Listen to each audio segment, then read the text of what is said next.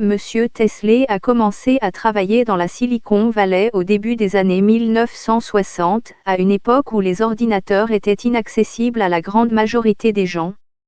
C'est grâce à ces innovations qui comprenaient les commandes couper, copier et coller que l'ordinateur personnel est devenu simple à apprendre et à utiliser. L'inventeur de la commande couper-copier-coller, trouver et remplacer, et bien d'autres choses encore, était l'ancien chercheur de Xerox, Larry Tesler, a tweeté la société. Votre journée de travail est plus facile grâce à ces idées révolutionnaires. Monsieur Tesla est né dans le Bronx, à New York, en 1945, et a étudié à l'université de Stanford en Californie. Après avoir obtenu son diplôme, il s'est spécialisé dans la conception d'interfaces utilisateurs, c'est-à-dire dans la conception de systèmes informatiques plus conviviaux. Il a travaillé pour un certain nombre de grandes entreprises technologiques au cours de sa longue carrière.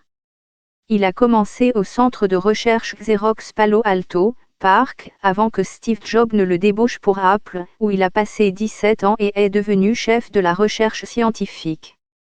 Après avoir quitté Apple, il a créé une start-up dans le domaine de l'éducation et a travaillé pendant de brèves périodes chez Amazon et Yahoo.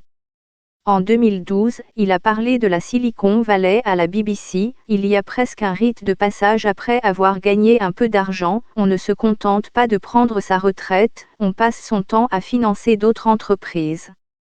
L'innovation la plus célèbre de Monsieur Tesla, la commande couper-coller, serait basée sur l'ancienne méthode d'édition selon laquelle les gens coupaient physiquement des portions de texte imprimées et les collaient ailleurs.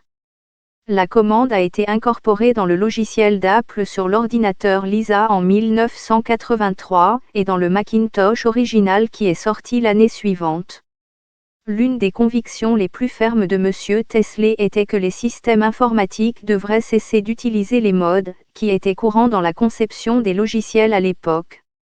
Les modes permettent aux utilisateurs de passer d'une fonction à l'autre sur les logiciels et les applications, mais ils rendent les ordinateurs à la fois longs et compliqués. Le musée d'histoire de l'informatique de la Silicon Valley a déclaré que Monsieur Tesla combinait la formation en informatique avec une vision de la contre-culture selon laquelle les ordinateurs devraient être accessibles à tout le monde.